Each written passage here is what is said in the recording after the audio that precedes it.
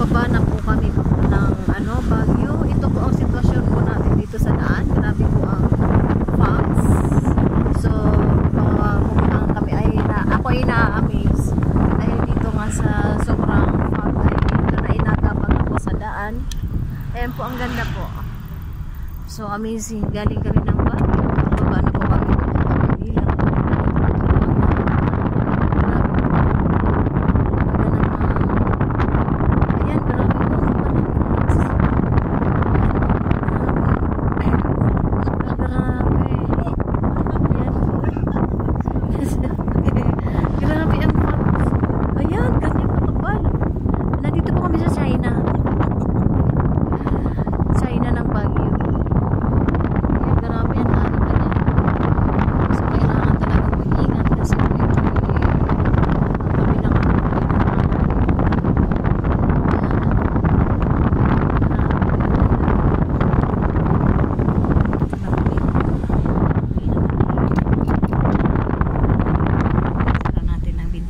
Ayan, ganyan. So makikita na lang po natin ngayon ang foggy afternoon.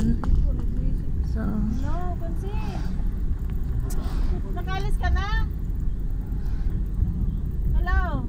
Hello? Oo, kasi ang fog hindi na nga makita ang kalsada. Pero bukas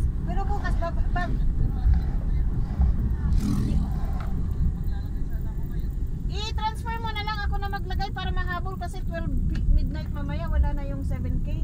Kasi 24K yun after 20 days. Consent.